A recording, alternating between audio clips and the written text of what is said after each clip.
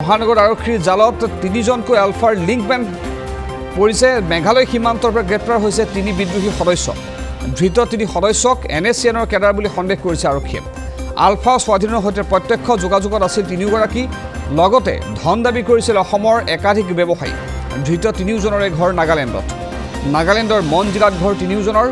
তেওঁলোক হৈছে Y নেমখা, য়ামন কন্যাক S হেংনেই। মঙলবাৰে নিশা তিনিওজনকে 3 দিনৰ জিম্মাত লয় ক্ৰাইম ব্ৰাঞ্চে। বেআইনী কাৰ্যকলাপ প্ৰতিৰোধ আইনৰ অধীনত গ্ৰেপ্তাৰ কৰা হৈছে তিনিওজনক। আমাৰ অধিক জনাব সাংবাদিক শুন্তি দাসে। শুন্তি দাস, আজি মহানগৰী কেইবাদিনৰ পৰা বিভিন্ন ধৰণৰ দল যি নিষিদ্ধ উগ্ৰপন্থী আছে, উগ্ৰপন্থী সংগঠনৰ কেইবাজনো সদস্য ইতিমধ্যে ধৰিছে।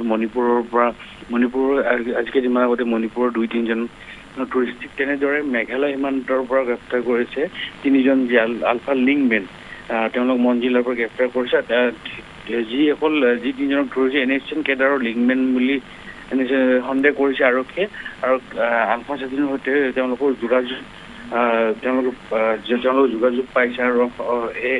আৰু এওঁলোকে বিভিন্ন ধৰণৰ যি বিত্ত যি ধন দাবী কৰে বিভিন্ন লোকৰ পৰা, অসমৰ বিভিন্ন লোকৰ পৰা ধন দাবী কৰি তেওঁলোকে এই ধনসমূহ যোগান ধৰাৰ এটা অভিযোগ আছে।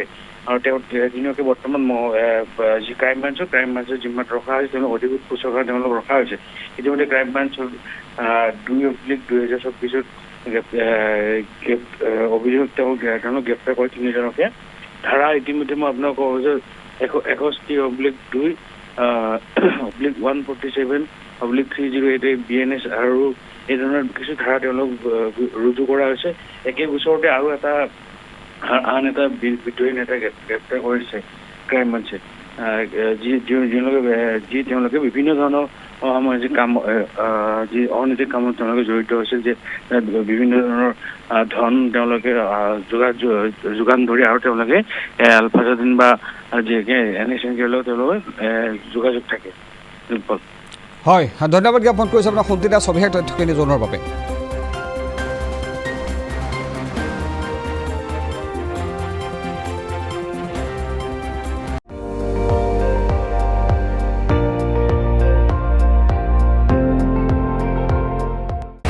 আপুনি চাই আছে ND24, সৰ্বশ্ৰেষ্ঠ নহয় সৰ্বোত্তমৰ দৌৰ।